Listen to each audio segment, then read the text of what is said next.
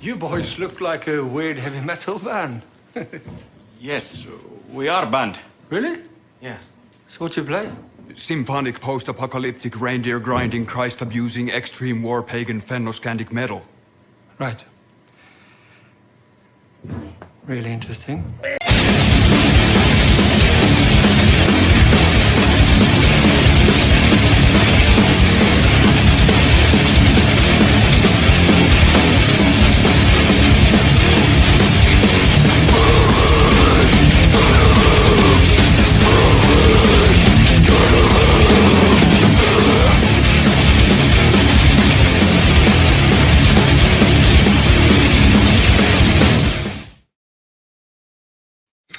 What's up, everyone? DJ Anubis here with you on the Multitrack Radio podcast. Taking some time out for a little bit of a discussion.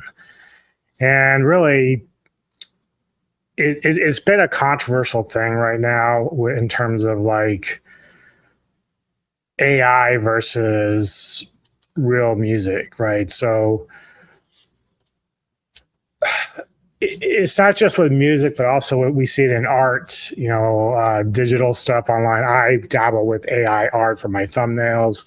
I also now started probably a few months ago dabbling with AI music because the reality is, even though I've dabbled in playing guitar and drums when I was a teenager, with my ADHD, I just never really stuck with it. So I'm not really musically inclined, like, to actually create music with an instrument. So when I discovered Sono through a friend of mine,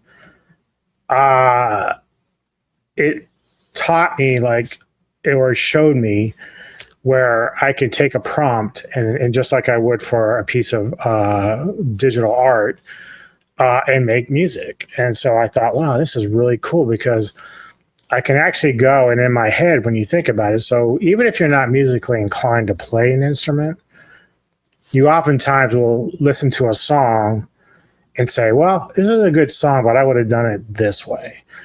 And so funny enough, AI allows you to kind of play around with that idea, even though now you can't really go and do covers anymore because Sono's cracked down on the copyright thing as well because of pressure from the major labels and stuff, which is really, really kind of silly to me in that respect because, if you're a fan of a band and, you want to do like a cool AI cover of that, you would think that'd be some sort of like compliment, right? Or at least paying tribute to that band. So I've gotten away with a few covers because in the metal scene, the bands just aren't as well known or they're in independent labels and stuff like that. But either way,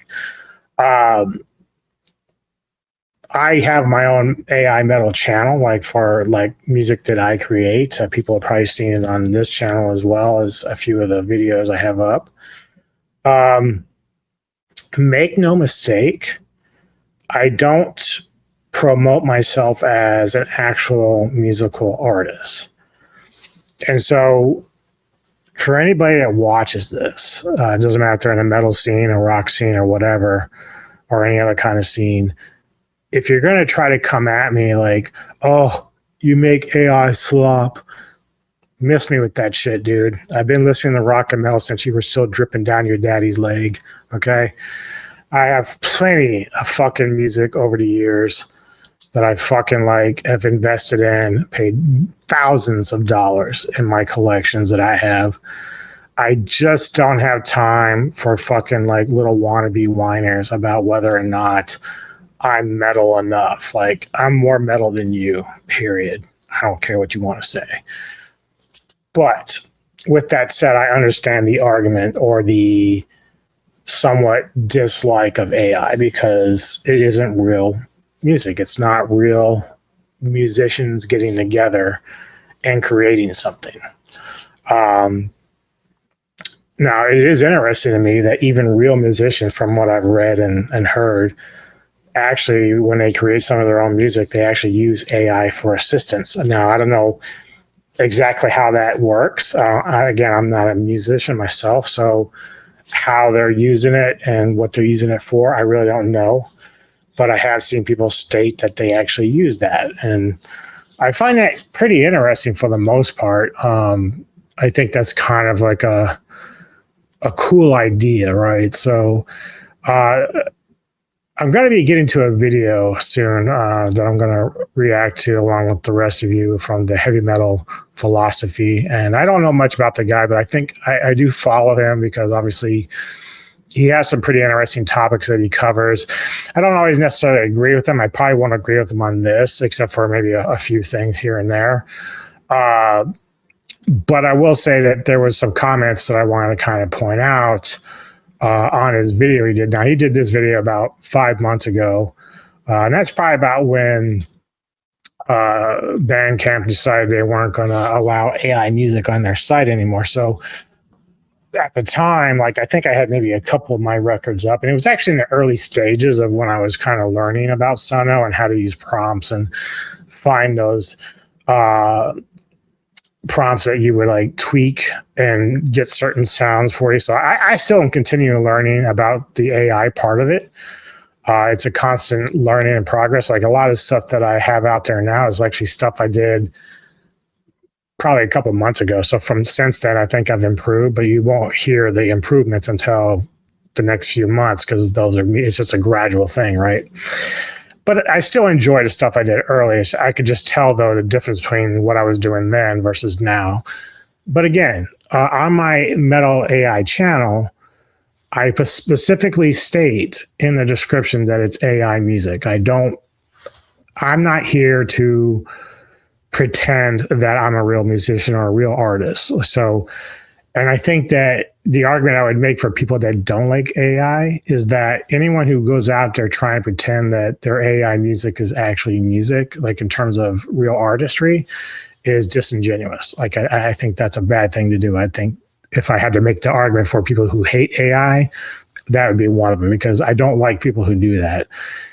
If you're making AI music, you need to state that you're making AI music and that it's not an actual musician or band. Like, I think that's just disingenuous. But a couple of the comments here, one of them on his channel was, this guy says, I'm happy to see Bandcamp stepping up and supporting the artists and real musicians by not allowing AI. But the interesting point was the person that responded. It says, but it's not all good.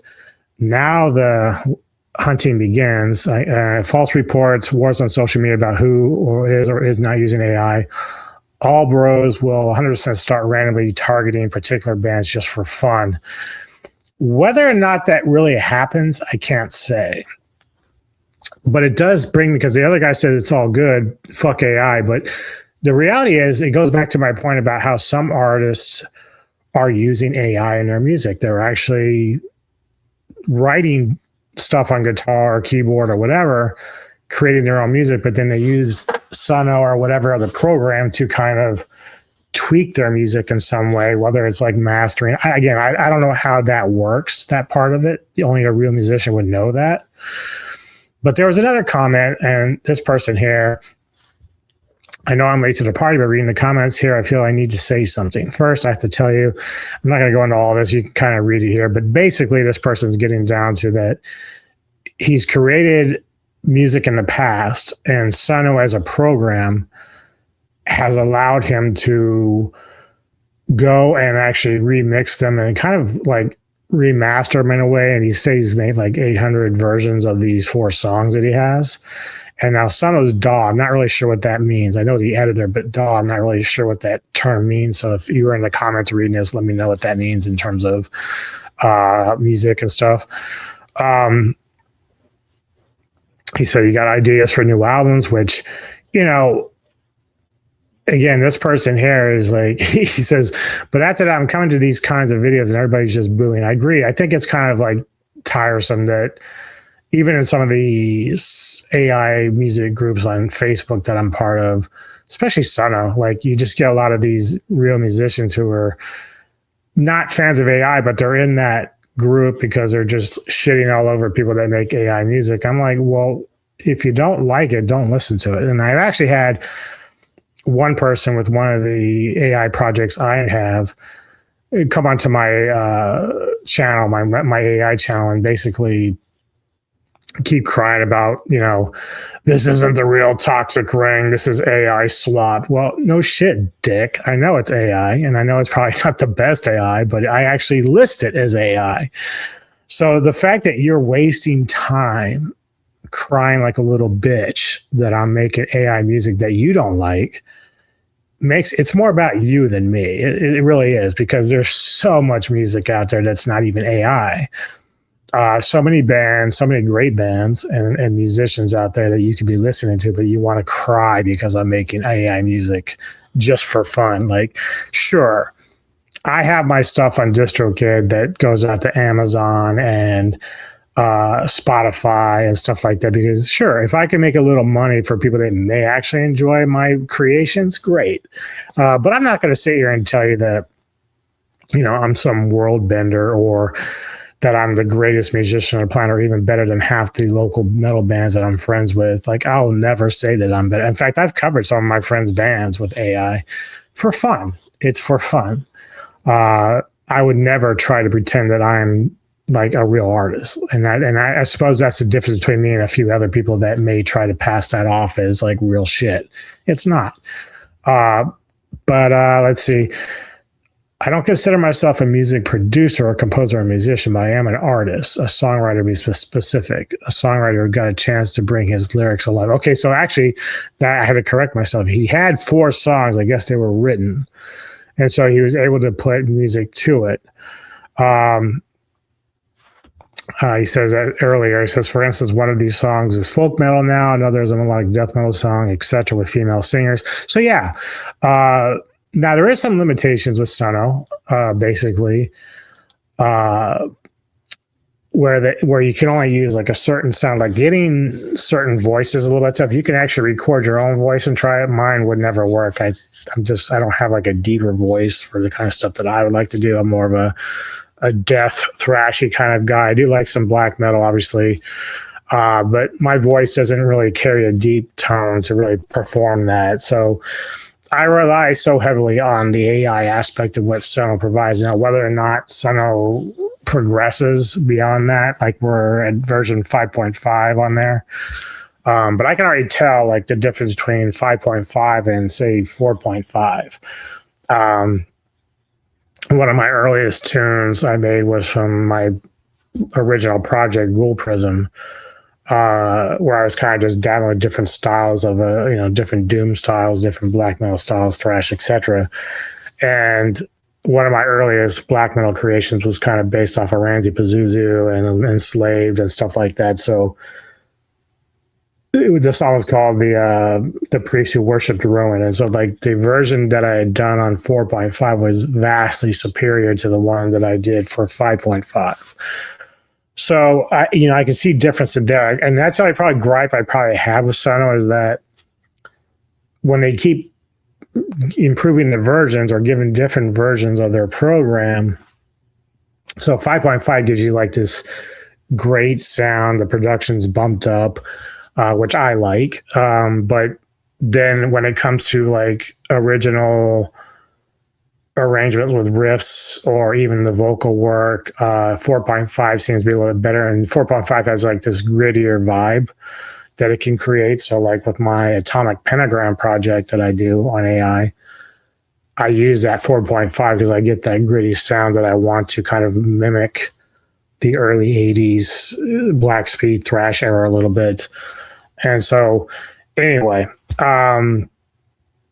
the thing that Sono does give you this ability, like this guy here, to kind of bring your creations to life. Basically, I had lyrics that I wrote when I was a teen too, and I don't know where they are right now, but I haven't really used them. I just kind of like gone through AI and kind of tweaked what I want the lyrics to say about like what the subject matter is or whatever, but. It does assist me in a way, because I'm not really always the best at kind of like wording things the way I want. And people probably noticed that in my videos. Like with my ADHD, I get my thought process gets a little bit lost sometimes. But ChatGPT does a great job of kind of putting things together in terms of what I want to talk about. This video, I didn't use anything to kind of guide that. I'm just using like notes and bullet points basically to kind of touch on what I want to talk about. Also,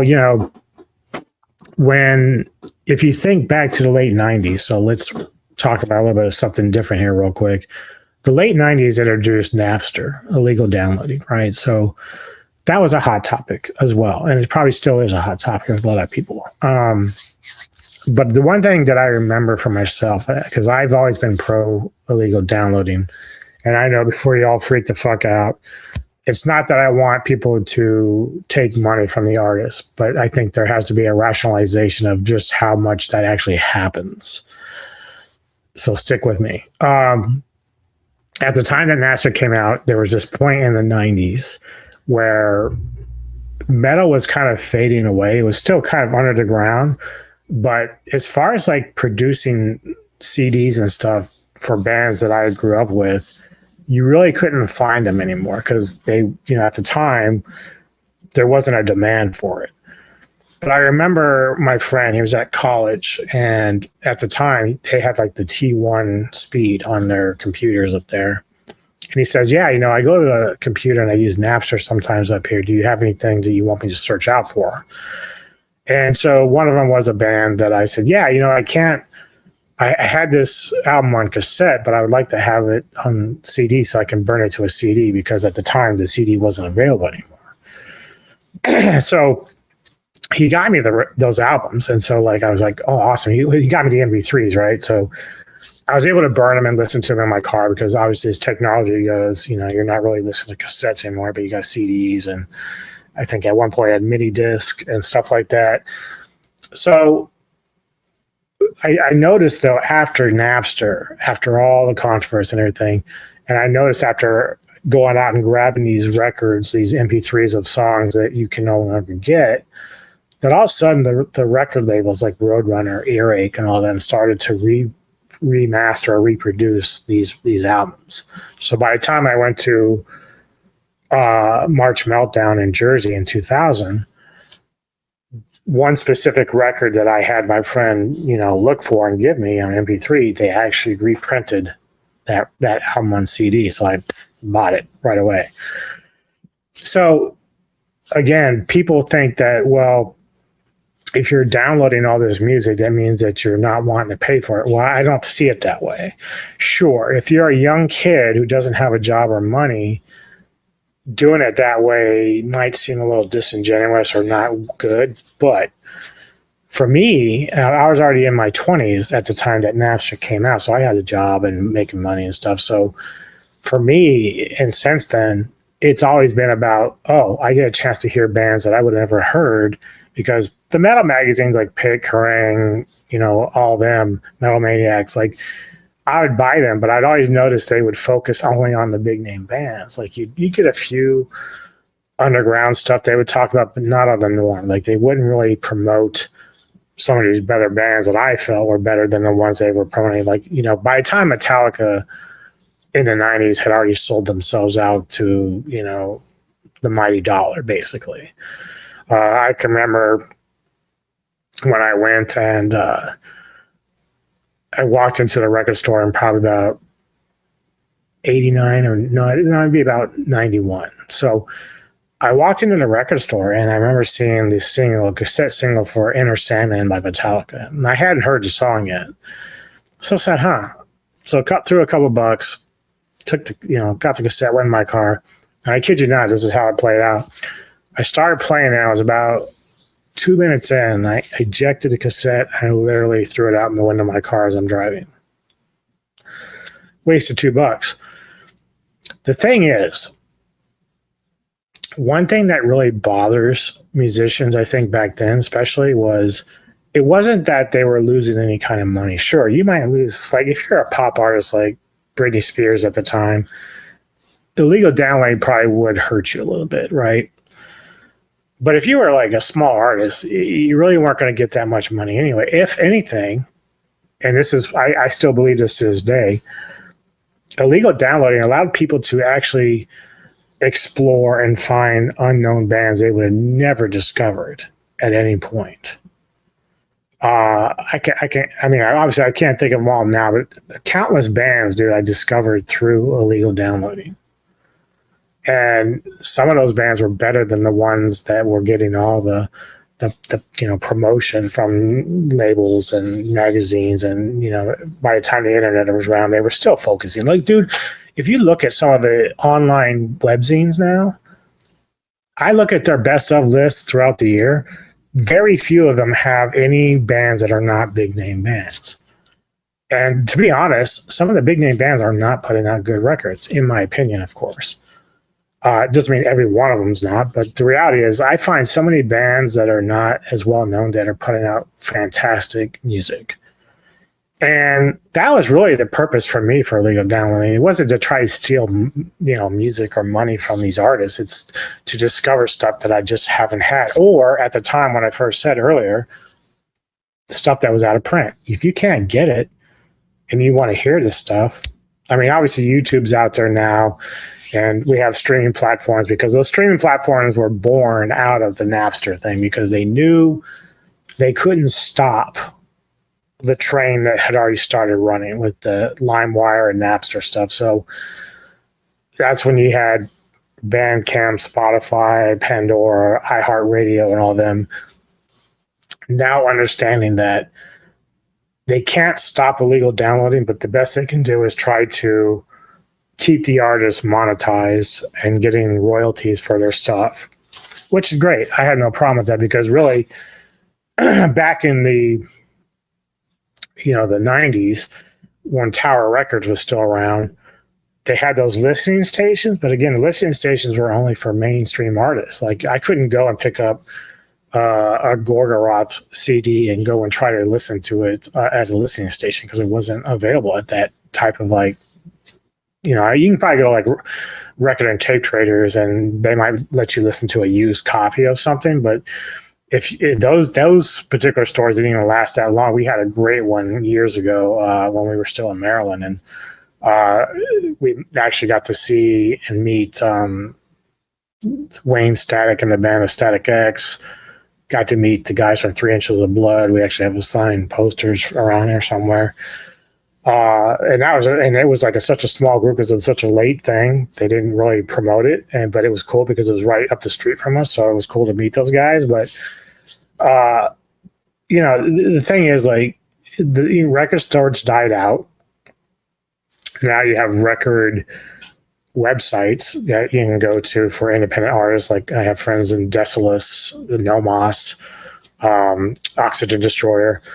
And you can buy directly through the band and through their labels, and so you still have that option. But again, if I wanted to hear a different band I didn't know and I want to download it first to hear it, I mean, I could go to Bandcamp, but they don't always give you every song to listen to. They only give you a couple singles, right? So anyway, just lose a track here. Again. I'm a big proprietor of a promoter of if you make AI music, make sure you're stating you're doing so, because I do think it's disingenuous to try to pretend that you're not. And I know that's a concern for fans that don't like AI music. So I can understand their gripe with that. I'm very upfront both on DistroKid, YouTube, whatever. I've had people come on my site actually. The other day I had a guy come on my site and say, I know this is probably AI, but this is some really great old school thrash. And I went and replied to him. I said, yes, it is AI, but yes, I am very much of an old school thrash fan. I am. So I don't hide the fact that I make AI music at all. I'm very upfront about that. And I won't sit there and pretend that I'm anything different than that. I would never try to pretend that I'm a real musician. That it's kind of a silly notion. I know I've seen some people that are AI creators and they try to say, well, it takes a lot of work to do this. I reproduce and I remix and I do this to get it all right. It takes me weeks. I'm like, well, that's fine because you have a certain OCD about how you want that particular track to sound. But again, that's not you actually creating the riffs. It's not you creating the vocal work unless you're kind of using your own voice. But even then, you're just using your voice as far as the layout, the blueprint for what the AI is going to take and use. So it's still everything's being done mechanically, you know, and so we can't really sit there and consider ourselves real musicians. Now, there are, like I said, there are musicians who create their own music with instruments, and then they use Sono or some other program to kind of like tweak it in some way that, you know, I don't know how that works. Again, I don't know if it's like a sound mixing thing or what, but either way, let's check out this video by Heavy Metal Philosophy. Again, I don't know this guy's name. He'll probably tell us. I haven't seen a lot of his videos. I do follow him because I do think he has some very cool topics. Some of them I haven't even got to that I meant to kind of react to, but I just never did. But let's go ahead and check out what he's got to say about AI. Bandcamp has just announced that they are banning AI music on their platform. And this is true. Like I said earlier, I had a couple of records up, and then a friend of mine said, you know, they're going to start disabling accounts that have AI music. I said, okay, well, if it happens, it happens. I understand. And it did happen. So I wasn't mad. I didn't throw a fit. You know, I said, I understand where they're coming from. I think that, again, I don't know if, in Bandcamp, it was difficult because unlike DistroKid, so when I upload my stuff to DistroKid, it specifically asks you questions about whether or not your music, your lyrics, or whatever is done through AI. Again, I am upfront. I say everything is done through AI. But Bandcamp, when you were uploading your stuff, it doesn't have that option. So I can see like why there'd be conundrum with that, because unless you were able to hear the music and say, oh, I could tell that's AI, people who were purchasing stuff basically would get on there and be like, oh, I didn't know that was AI. Like, why did I buy this? And that's the thing. So again, I'm more of like, you know, I think if Bandcamp was smart, they would have at least gave you the option to address whether or not your stuff that you're uploading is AI done, right? I'm not talking about AI help, like some of the real artists. Like, I don't know how I feel about that in terms of how it applies to the argument itself, but I just know Bandcamp never gave you that option to like distinguish what your music was. So I get why they cut it out. But there's a specific reason why they did this, and Spotify won't. On episode 254 of Heavy Metal Philosophy, I'll analyze why Bandcamp behaves differently than Spotify does. Welcome, metalheads. I'm the host of Heavy Metal Philosophy, John Barbas. Make sure you stick around to the end of the episode for this week's very special Riff of the Week. Shirt, by the Last way. Tuesday, January the 13th, Bandcamp announced their ban on AI music. Their statement reads, quote, "Something that always strikes us as we put together a roundup like this is the sheer quantity of human creativity and passion that artists express on Bandcamp every single day. The fact that Bandcamp is home to such a vibrant community of real people making incredible music is something we want to protect and maintain. Today, in line with that goal, we're articulating our policy on generative AI. We want musicians to keep making music and for fans to have confidence that the music that they find on Bandcamp was created by humans." Yeah. So again, you know, Bandcamp could have made the option to distinguish between AI versus human. Now, granted, that probably would have taken a lot of work to rewrite the code. Maybe not. I don't know how hard it is to do that. I'm not a coder, but they could have made the option of like maybe had even another Bandcamp page for AI stuff. But that's neither here or there. Like, I understand like why they're doing it. Again, I don't know, like, the argument of what I've got here is, can artificial intelligence replace human creativity? And I don't think it can. You can replicate it, but you can't really replace it. And, you know, I kind of appreciate Bandcamp wanting to stick with just human elements, and that makes fine. But I've seen people, again, this is where the trouble comes in, is I've seen AI creators try to dupe the system. So they'll secretly go into like Reddit or something, and they'll say, oh yeah, I have AI stuff on Bandcamp, but they can't tell. It's like they take this pride in kind of duping the system. Like, dude, you're the one reason why this is a problem, because you're not being straightforward. I get it. Everybody wants to make money. And I think even if you're an AI creator, you're entitled to make money at whatever you're doing. If you're putting the effort in, put it in the work, even if it's AI, because it does take time, dude. It's not like something you can just, it's quick, but it's not like I spend hours sometimes doing this stuff just because I too want my stuff to sound good to not just me, but anybody who listens to it. So it may not take me months and weeks like it would a real artist, but there is time involved. And on top of everything else I do on my channel, it's just a lot of time. But no hate to Bandcamp. When they took my page off, I only had like a couple of things up, and those 2 records weren't that impressive anyway. It wasn't like I was doing anything grand when I first started, so I wasn't that butthurt about it. And plus, when it comes to Spotify, I don't even like Spotify that much, even though my stuff's on there. I just don't even really like Spotify as like a platform. Not any specific reason. I just don't like the layout or anything. It does nothing for me. And as far as like my stuff that I listen to, YouTube is the main area that I go to. I have a Facebook group that I'm a part of with metal AI creators, and we have fun just going in. They have contests just between us. Like, it's not us trying to pretend that we're real artists. We're just having fun creating music that we like. And even if it's done through AI, there should be no problem with us enjoying what we're doing. Because the reality is we're not hurting anybody. We're not. And anybody that tries to tell you that we are is a liar. We're not hurting anybody. The only people that would hurt real artists are the people that are trying to dupe them. Now, I can't give you a specific percentage of how many percentages of people that are doing that. I don't have the stats on that.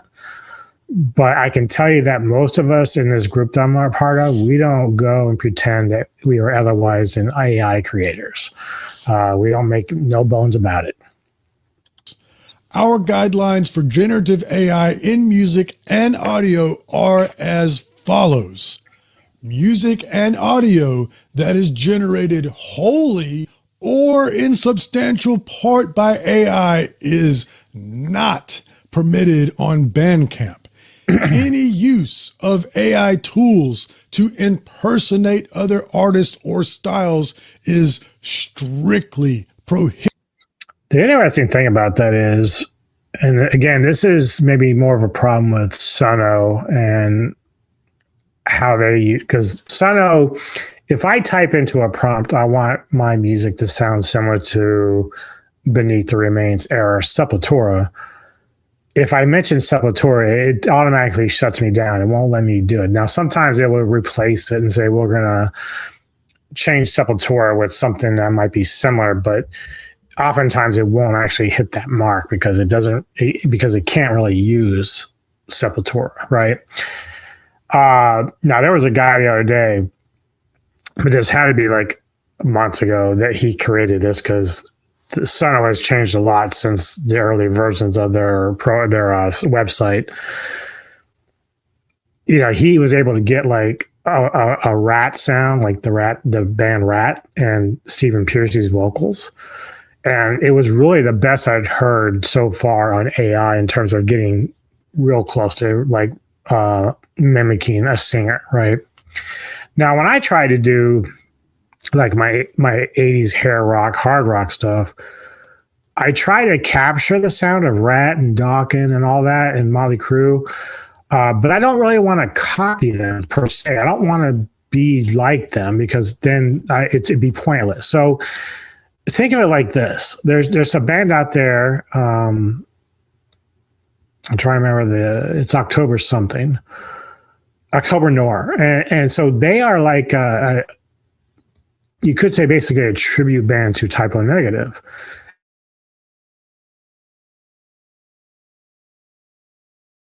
And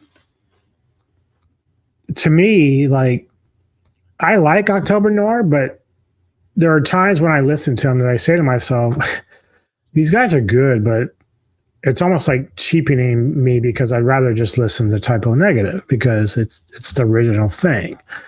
But I don't really dismiss October Noir or any other band. So there's also Attic. Attic is a band that sounds like King Diamond. And I appreciate them too. But again, if I want to hear King Diamond, I'll just listen to King Diamond.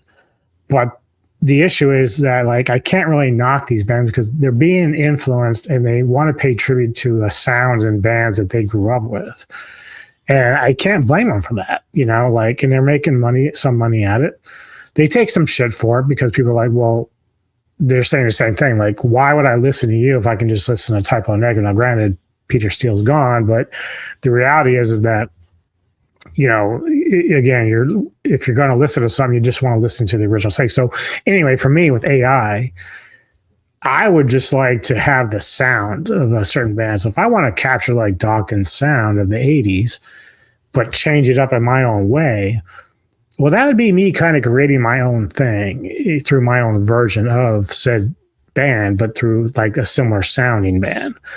And Sono somehow doesn't like that. I don't know. And maybe they don't care, but maybe the labels and everything do, because when you try to inspire your prompts, inspire your music, you can't really upload anything that's already made. So if I, you know, because you can do covers, but if I'm just specifically talking about being inspired by a sound, you still can't do it because it just looks at it and says, well, you're trying to copyright something, but you're really not. Some people might be. They might try to go out there, make a copy of, say, Rats Lay It Down, right? And they'll take the song, change the lyrics, and then try to put it out there as like their original piece, as if, and then sell it as so. So, but DistroKid is smart about this because when they have you upload your shit, and I kind of learned this recently, if you do a cover, if you're able to do a cover that's like real close to the original, you have to pay the actual artist royalties off of that, which I'm 100% for. But if I had to alter my covers, so I did a cover with my progressive black metal band to do a cover of Flock of Seagulls, Iran, right? Well, I had to change a lot in there because I couldn't use the original piece of music. There is a little bit of a sound in there. I got a little bit of it in there. And the lyric-wise, I could only really use the chorus. I had to change all the verses and everything to something more original. So the good news is I don't have to pay the band any royalties because it's not an exact duplicate of the recording. And so I can upload it and sell it as my own piece. Now, you may think it's garbage because it's AI. That's fine. That's not really, you know, what I'm trying to get at here. But the idea is, DistroKid, if you upload something and you don't say that it's a cover, and they search it out, they find out, and they'll come back and say, well, you can't use this song. You have to take it out because it is matching somebody else's work. And that's good. That means that DistroKid is doing their due diligence to make sure that you're not ripping off an actual artist. So, and again, when I get on DistroKid, I upload my stuff and I automatically like state it as AI. I don't pretend that it's not. I don't try to like dupe anybody. I don't try to lie about it. I make AI metal music. That's just me. Wish you all an amazing 2026. Thank you, Bandcamp support. End quote. Now, after reading this statement, I have a lot of questions, but first and foremost is, how can you tell? How can they tell if a song is AI or not? What is the mechanism that they're going to employ to make that determination? Is it the Well, one thing is, I know that just from general observations between myself and other AI users is that AI creators is that we tend to use both AI images, animation. There are certain ticks and sounds that Sono makes that you can easily, like, you know how like sometimes you can hear like electric drums in real music. with AI, it's even kind of worse. Now, granted, you can change tempos, and Sono can kind of adjust. But again, I haven't got that far or deep into changing prompts like that, like some people have. So that's why, as I've heard some music that is really, really good when it comes to AI, I'm like, wow, they really kind of narrowed down the sound. They've mixed it up. They've created something really special there. But other stuff, the more basic stuff for most of us, you can always tell there's like a little bit of a tick or a specific sound that happens when you're creating the music. So now I would be kind of curious. It'd be kind of a fun game, sort of, to go and try to have a contest if you can guess who is a real musician, who is not. Like, take the best that AI can bring and just kind of see if people can distinguish who's AI and who's not. That'd be kind of fun, just for fun, of course, but be interesting nevertheless. SRC codes that distributors use to track publishing royalties, or will there be some sort of algorithmic analysis? With the amount of music that's on the platform. And I should say YouTube has started doing that too, because YouTube wants to make sure that they're separating AI music from real artists. And so that's a good thing too. So, but I'm glad that YouTube isn't kicking AI artists off. Like, I think that'd be fucked up. I think that, you know, if we're doing our own thing, and even like, again, I support the metal scene, like through my own purchases, my money I spent, concerts, friends that I have interviewed, and bands that I've interviewed. Like, I'm a huge supporter of the scene. But if I'm not really bothering you with the stuff that I make, like, even if my friends who are in metal bands don't like my shit, I'm fine with that. Like, I'm not here to try to sell people on this idea again that I'm some great, amazing artist. Now, I've had some people say I created some cool stuff, but usually that comes from other AI creators. But, you know, and there's some stuff that I've done, like when I was able to do some covers with my, like, Darkwave project Spectral, I created some really cool covers, I thought, to me. Like, I really, really enjoy those covers. So, you know, at least for me, I'm enjoying stuff that I'm doing, but not everybody's going to find it that way, of course. It's not going to be a human making this determination. How are they going to do this at scale? And just to illustrate the scale I'm talking about here, according to an article from Stereo Gum, Deezer has reported that over 50,000 AI-generated tracks are uploaded to their platform daily. That's over 18 million. Let me go back to that for a minute. So look at this. Now, again, this is where I have issues with AI. So there was a psych rock band called the Velvet Sundown, AI generated metalcore band Broken Ever, racking up streams on Spotify. Remember King Gizzard and the Lizard Wizard getting replaced by an AI impersonator after leaving the platform? Spotify claimed it was cleaning up the AI slop in September, but that doesn't seem to be going very well. Now, this is why I really hate this. Okay, this is where the argument against AI works. You have someone impersonating a band. If I were to go and say, create music that's similar to Nomos, and then go out there and claim that I'm Nomos on Spotify or whatever, that is wrong. That means you're trying to make money off someone else's material and their brand name. Now, granted, I have, like, the one guy that was complaining about my shit. Toxic Rain is a common name in metal, and there's actually, like, I don't know, 6 to 8 bands in past and present that are named that. And this one person, of course, was saying, well, this isn't the real Toxic Rain. Well, I'm like, again, it's AI. I've told you in my description that this is AI. So, you know, if I make money on those particular records that I make through AI, it's not going to be a lot, trust me. And I'm also not pretending to be that other band or those other bands. So people trying to, like, impersonate another band is wrong. I think that's fucked up. And that's sort of like the argument for the illegal downloading.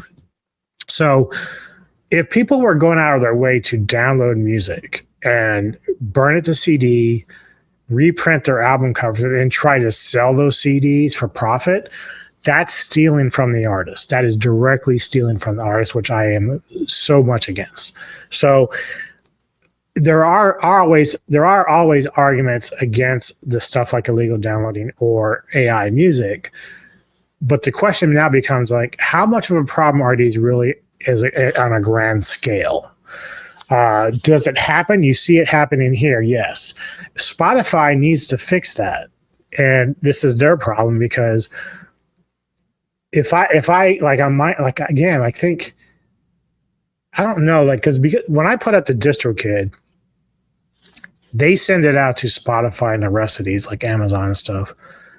And I don't know if Amazon or Spotify distinguishes AI. I'm not sure they do. And that could be a problem in the long run for me or anyone else, because I want people to know that my music is AI created. Like, I want the honesty there.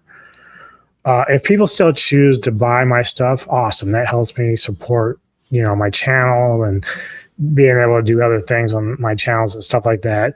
And it's much appreciated, but only if you really like it. Like, it's not like I'm asking or begging people to do it.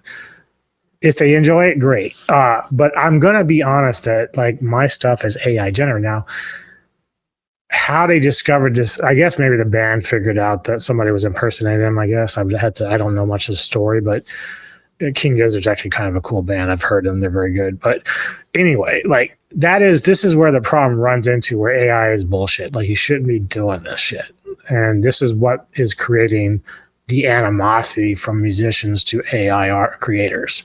So that needs to stop. No doubt about it. Platform daily. That's over 18 million songs a year, and it accounts for about 34% of all of their new music. And y'all know that percentage is only going to go up, right? That is, of course, unless they enact some sort of policy like Bandcamp has to stem the tide. Just think about how long it takes to write, record, and produce a quality song. Yes, but at the same time, like, again, with Bandcamp, I get it, but at the same time, you can actually code it in a way that would say, if you have AI stuff, like, this is what I would do, right? And I don't know if DistroKid does it this way or not. I can't remember.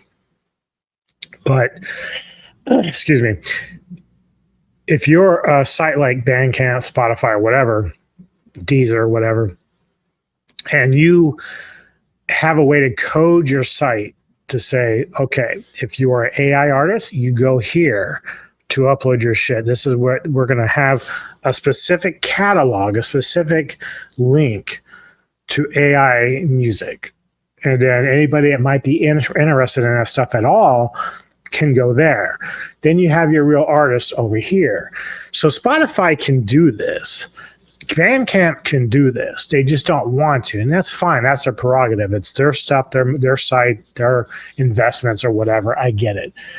But I don't want sites to limit what AI creators can do and can't do, because the reality is, I create AI music, but I'm not forcing you to buy it. I put it out there for sale when I put it up, but there's no one forcing you to buy it, okay? No one is twisting your arm. No one's grabbing you by the balls and telling you to buy my shit. And I'm not expecting you to. If you enjoy it, great, fine. Again, I appreciate it. But if you don't, that's fine too. That's just like this clown that came onto my site bitching about Toxic Rain. He did it twice for 2 songs that I put up. First time I just deleted his comment. I thought it was just stupid. And then he came back. And I said to myself, well, I'm not going to delete his comment, but I'm going to reply to him and say, the madder you get, the more I laugh at you, because you're a fucking clown. Anybody that cries about AI music, when you're not being forced to go there, and it tells you in the description that it's actually AI generated, you are the fucking clown, not me. You go spend your time listening to real bands. If there are people duping people, yes, you can be mad and say, dude, this is fucked up. You should be pretending to be a real artist when you're doing this through AI. I get that argument. I do. But I don't want sites like Bandcamp and all them to kind of do this because, when it comes to free enterprise, all right, even if I'm not an actual artist, it does take time to create these creations. Some of it's bad, some of it's good, but if it's really bad, no one's going to buy it, right? No one's going to care. But if you're making really high quality AI creations, people might say, this is really cool, man. This is awesome. And, like I said, I've done some covers that I got away with before they kind of shut it all down. And you can tell they're covers, but they're done in my own way. And so I actually listen to a lot of my own creations. I actually enjoy my music that I make. And that's not to say that I have now hated real artists. That's not true at all. You can tell by the shit that I showed you in terms of my pictures. I still buy lots of music, dude. Like I still every month listen to new metal releases, and then me and Neko go over the ones I really like throughout the year. Like I'm currently listening to the new Dimmu Borgir. So, it's not that I stopped listening to real music. It's just that I enjoy kind of making my own shit because it's in my own vision in my head of what I like. So, and it's nice to hear people give you nice feedback. And in fact, I've even told some of the other AI creators, like, I'm really impressed with what you can do, because some of them are like actually way better than me at it. Like they've really figured it out. But again, I know the argument, and it's a big debate. So let's continue on, and we'll keep talking about this. Versus how long it takes to write a prompt. And the Gen AI is only going to get better, and more people are going to use it. Spotify has claimed in a blog post that they have removed from their platform over 75 million, quote, spammy AI music tracks. If we were to count an album as about 10 songs, then those 75 million spammy AI tracks would be about the equivalent of... I will say this, like I said, I'm not a big Spotify fan, so even if they decided to lock down and cut out AI altogether, it wouldn't hurt my feelings. I just wouldn't be bothered. It's not a site that I really listen to anything on. When people come to me and say, do you have stuff on Spotify? So what I do, but I don't really listen to Spotify. So if you can find my shit, good luck. You could probably just search the band usually and find it. But either way, I liked Bandcamp because, I know Bandcamp is a big draw for a lot of artists. And so when I had my stuff up, I was like, well, maybe someone will see my stuff and like it. And they never did. And I think at the time I initially was going to sell it for like $5 per album, but I changed to $0. I said, if they just want to download it, they could. Like, I didn't really worry about it too much. And I don't expect to make a lot of money at all. In fact, I haven't, since I started using DistroKid, I've made 18 cents. That's where I'm at, 18 cents. So it's not like I'm making millions of dollars compared to some of these real artists. In fact, metal music in general, as far as artists, don't make a lot of money anyway. Most of their money comes from like band merch, touring, stuff like that, where it's actually going directly into their pocket. And that's whenever I go to concerts, that's where I buy my stuff most of the time, because I want to make sure they're getting their money, right?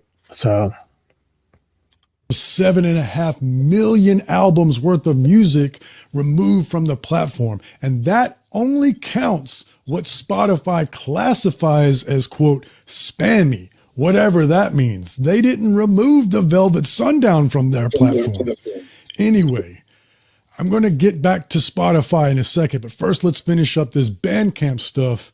I just want you, when I get to the point about why Spotify won't ban AI music, I want you to keep that number in mind. 75 million tracks, 7.5 million albums worth of music. All right, back on topic. After reading that statement from Bandcamp, my next question is, what is the ratio that is permissible? They said they have banned music that is wholly generated or, quote, insubstantial part. For those that are watching this video of mine, how do you stand on when real artists use AI assist, like, to do their work? So like, they're still creating the riffs, the, arrangements and stuff like that, and the drum patterns and stuff. But how do you feel if they use partially AI assisted? Do you still find that disingenuous, or do you kind of see it as the AI is almost like a music mastering tool? Like, how do you look at it? For you that are actually artists, will probably be able to answer that better than anybody. But even if you're not, just give me your opinion on like how you see that. By generative AI, what percentage of the song would qualify as insubstantial part? Now, I understand this is tricky because if they come right out and say what that number is, then people will just make sure that they meet that threshold. Because if they're using AI, then you know they won't have any problems gaming the system. So if Bandcamp comes out and says the threshold is 31%, for example, then people will just make sure all their songs are 30.5%. And also, one last question. What does a Bandcamp artist do if someone uses the reporting tools mentioned in that statement to flag their music as AI? Because people can be wrong. And worse, they can be bad actors. I think a user reporting system is necessary because I wouldn't want an algorithmic system to be the sole arbiter on whether or not a song is AI, but it's obvious that there would be certain flaws with such a system as well. Anyway, so now I just gotta say, like, he's got a cool voice. Like, I don't know, it reminds me of somebody. I just can't really figure out who, but he got a cool voice. Like, he's got a deep baritone voice, which is kind of cool. Perfect for radio, not like me. Now that we've covered the background of the story, let's get now into why I think Bandcamp has done this and Spotify won't. Let's get to speculating, shall we? Now, I would love to say that Bandcamp did this because they're an ethical company that puts artists first.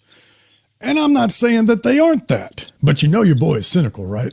No, I think their business model is simply different than Spotify's and all the others. Now, with that said, it could also be true that they're an ethical company that puts artists first. Two things can be true at the same time, after all. But the fact is, Bandcamp is not a streaming service. You can stream songs on Bandcamp, but that's not how they make their money. Their business model is to sell you music when you buy physical media or digital downloads on the site. Whereas Spotify's business model is as an ad agency or to get you to purchase a monthly membership in the service, which is an enormous distinction.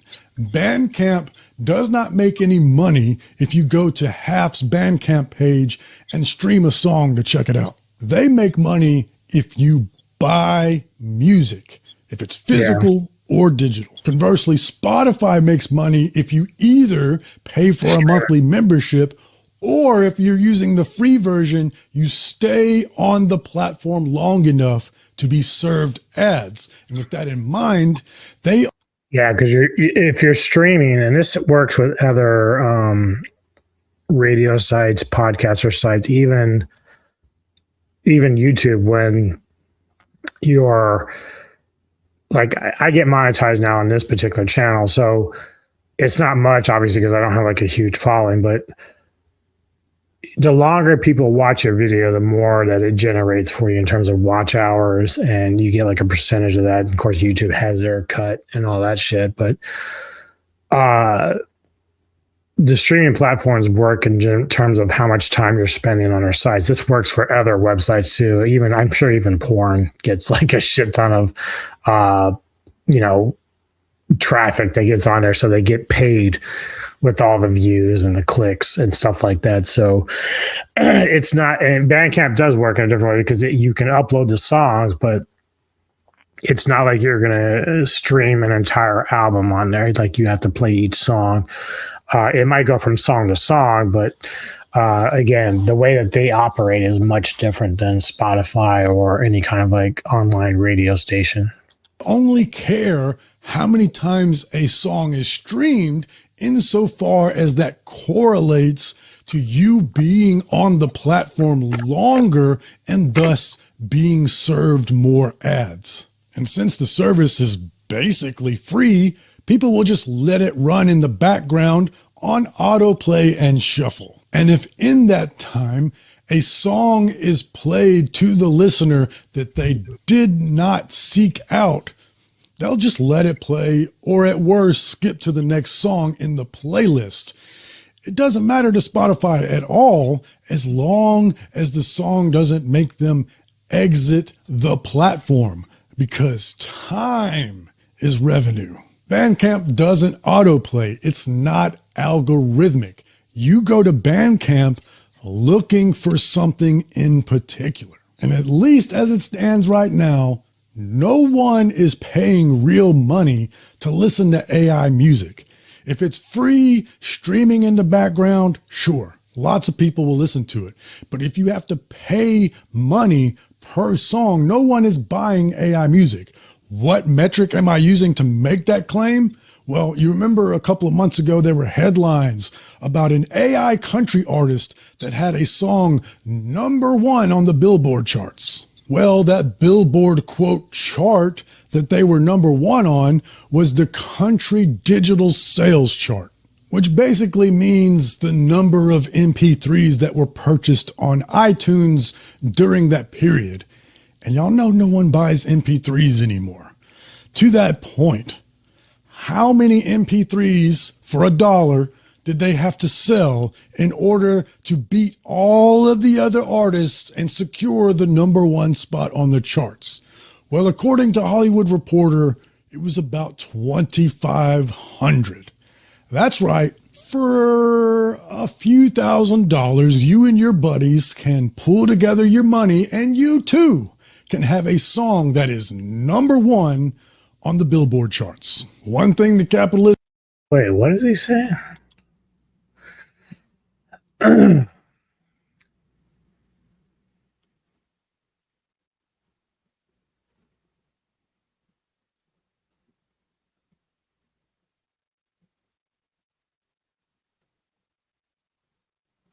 Breaking Rust also had over 50 million streams last year. Okay. I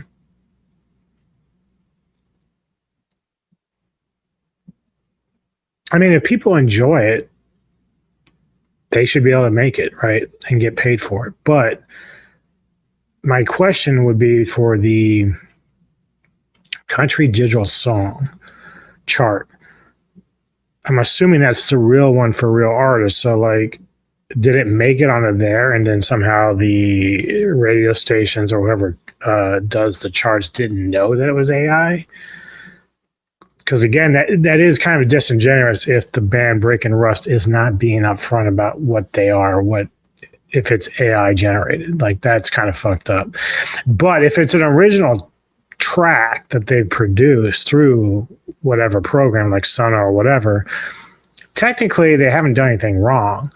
You can argue that Sono's parameters for how they generate music is based off other stuff, like just other riffs, stuff like that. But you can rearrange it to a point that, you know, it sounds different. But I don't know much about this story, but it's kind of interesting. Pull together your money, and you too can have a song that is #1 on the Billboard charts. One thing that capitalism gets right is price signaling value. No one is buying AI music. And since Bandcamp only makes money if you buy music, Bandcamp was never going to make money off of AI anyway. And furthermore, hosting a deluge of fake artists would actually cost Bandcamp money. AI is actually a liability to Bandcamp, but it's the complete opposite for Spotify. AI music is an asset for Spotify, which is why they will never ban it. How so?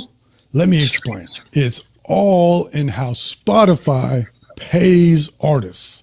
Where Bandcamp pays artists for every sale, Spotify does not pay artists for every stream, because Spotify itself does not earn revenue for every stream, at least not in the strict sense, because their revenue comes from time on the platform, which results in ads or memberships. And all of the revenue from ads and memberships goes into one big pool, one big pie. And once all that revenue is in the pool, Spotify gets 30% of that revenue, and the remaining 70% goes to the quote rights holders, which basically means the record companies, unless the artists are independent.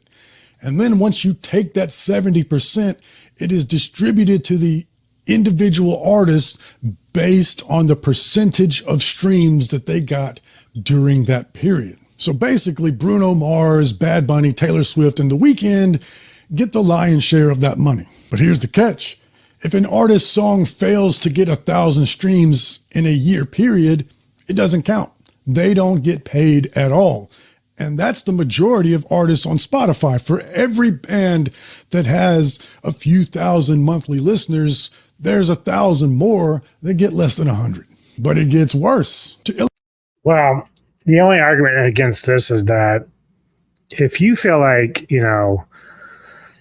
as a personal person, right? If you feel like your AI creation or someone else's AI creation is better than an original artist. So I've seen some people when they argue with musicians about this is that they'll say, well, if you were such, if you hate AI so much, make better music. So basically they're challenging real artists to do better on their own end about what they create. So again, if you're someone who doesn't like Taylor Swift, well, obviously you could sit there and say, well, I'd rather listen to AI slop than Taylor Swift. And that actually would be me. If I had to hear like an AI creation that, even if it's pop related, sounded better than Taylor Swift, I'd probably listen to that AI slop, because even though I can appreciate the talent that Taylor Swift has as an artist, if I don't like her creations, I don't like her creations. That's just actually a personal choice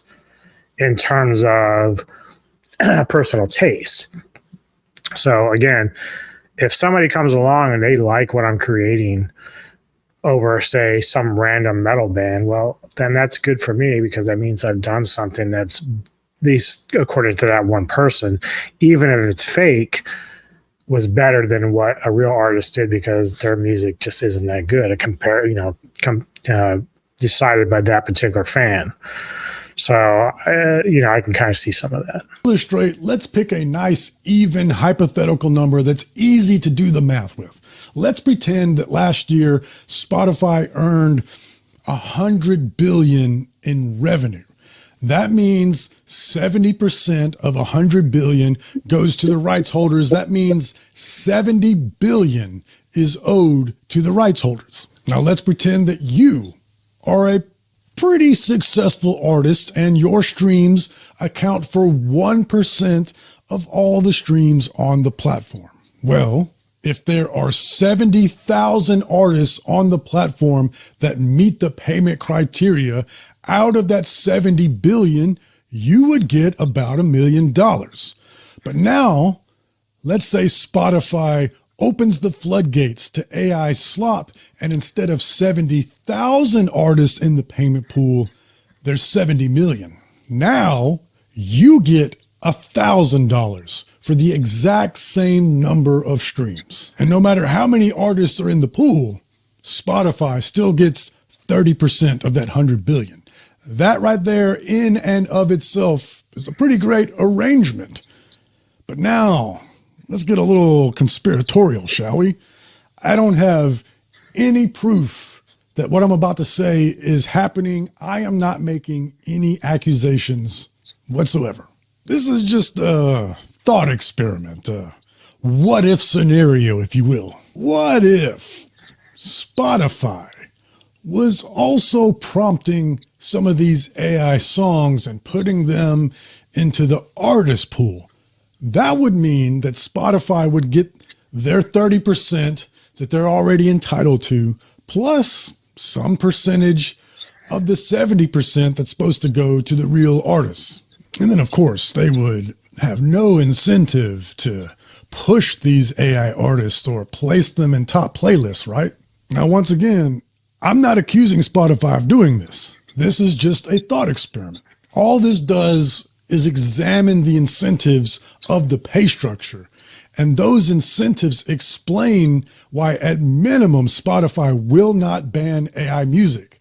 As for the rest, I have no idea where Spotify falls on the spectrum of responses to those incentives. That's only speculation at this point. But that's enough beating up on Spotify. Let's get back to Bandcamp.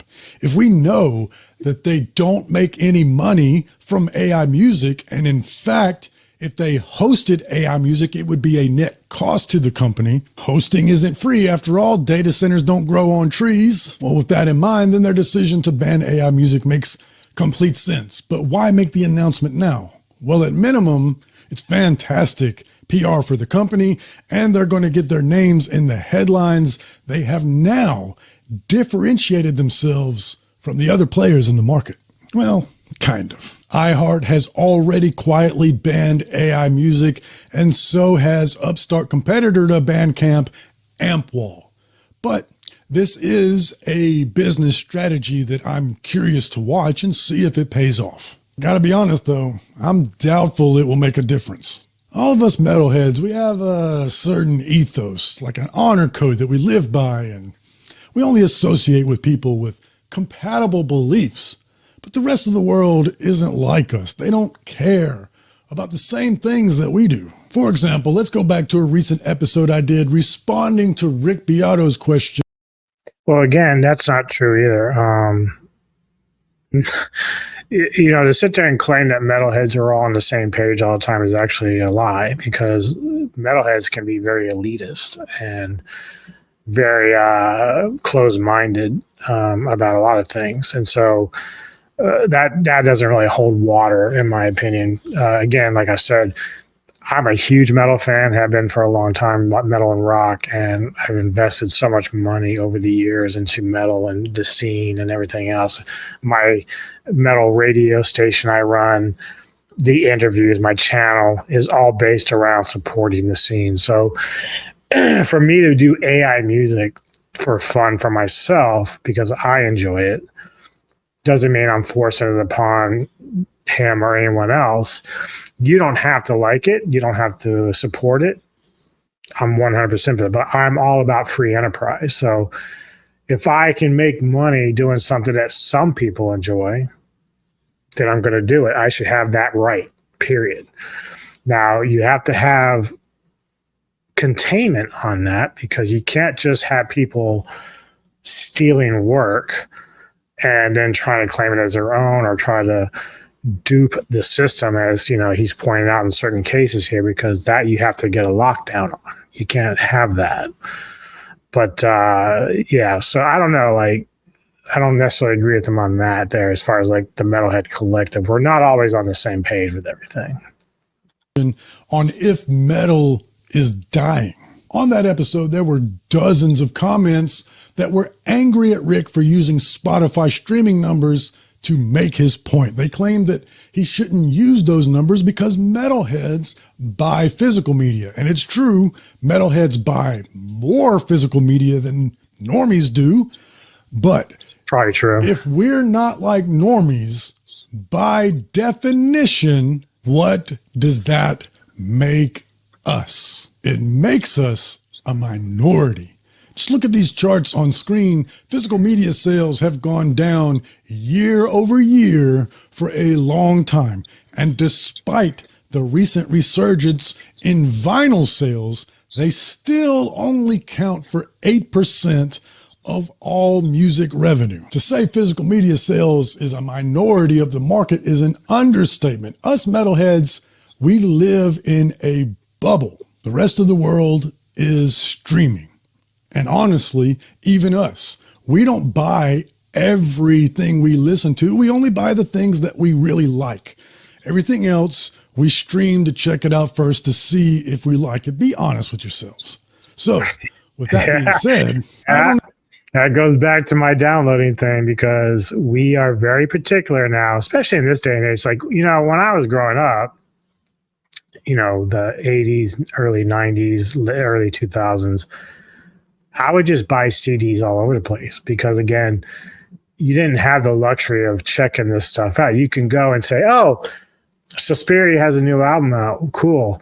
But if they changed their sound, you didn't know about it. Well, then you just wasted 13 to 15 bucks for a CD that you can only get like $4 or $5 for if you traded it in. So you were again, this is where you were relegated to the mercy of hoping that whatever you bought was worth it. You know what I mean? So I don't know.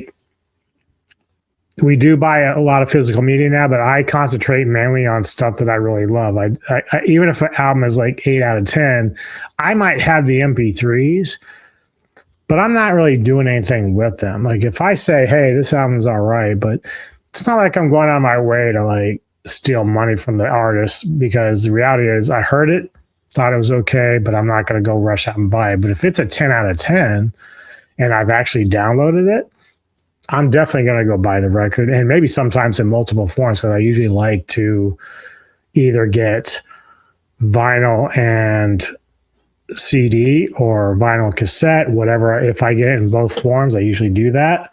So I spend my money on stuff that I really am passionate about. Expect the rest of the world to make a moral stand very often. Unfortunately, this is the world we live in. Thank God for Bandcamp, and thank God for all of you. I know I've been cynical, and this is kind of a downer, so I would love to hear some white pill takes from all of you in the comments. And I do have something a little joyous, pretty positive to share with you. My friends rule. Longtime subscribers know that I've been real life friends for a very long time with Stephen Brewer, long before he moved out of the South and moved to California to chase his dreams. My man was in Lions at the Gate, and he was also a fill-in bass player on tour with Fear Factory. And now he has released his first solo single, which features Jesse Leach from Killswitch Engage on vocals. And it makes me proud. To be honest, I'm not a big fan of Killswitch Engage, so I'll probably pass on that. I'll just say that in the few days since it's been released, it's already in the top 40 iTunes charts. The song is Beyond Desire by my friend Stephen Brewer. It will play at the end as this. And that's a topic for another day. The fact that that single's rising, does that mean it's actually good? Or does that just mean that people are going off brand names? Week's riff of the week. Make sure you click on the link in the description to the full single, but most importantly, read philosophy, listen to metal. I love you.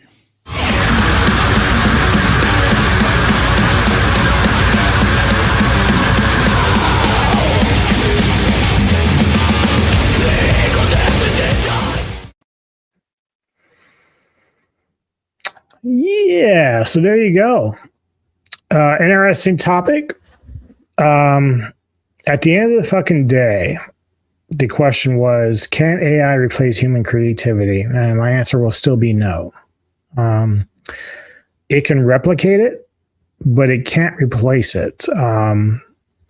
It still takes massive talent to create a riff, an arrangement, a musical production. Again, any AI program like Sana or whatever, they still base everything off something that's already been previously created. So despite how cool it is and the different things you can do with AI music and how to create different prompts, at the end of the fucking day, it's still just AI. It's same with art. If I create a thumbnail, which I enjoy doing those a lot because I think they look cool, but it's not like I'm sitting there painting. So I don't try to pretend that I'm an artist. You know what I'm saying? So people have to be honest about how they approach the AI stuff that they use. If you're doing it in a good way or in an honest way, which I feel I am, then I don't see the problem with it. It's when you have the bad actors, as John put it. If you have the bad actors that are doing things the wrong way, that sends a bad message. And that's what gets everybody riled up, and that's what gets people pissed off. That's what gets artists pissed off. So that to me can be a problem. Now, at the same time, so let's take, I had a friend who was actually a musician. He was an independent artist. He made his own black metal stuff, experimental black metal stuff. He started getting into digital art and creating his own album covers. And some people were giving him a row of shit because he was trying to sell them. And other actual artists who did death metal covers or whatever were getting bent out of shape about it. And I'm like, don't get bent out of shape, because this is a free enterprise. In America, you can be who you want to be. You can make money doing whatever you want to do. People are, if the demand is there, people are going to buy it, right? That's what they do. And if you're very good at the thing that you're doing and people enjoy it. So let's take, for instance, you make a digital album cover, which I make my own covers for the stuff that I do, but I don't sell those. I just make them for my own self. But let's say I did.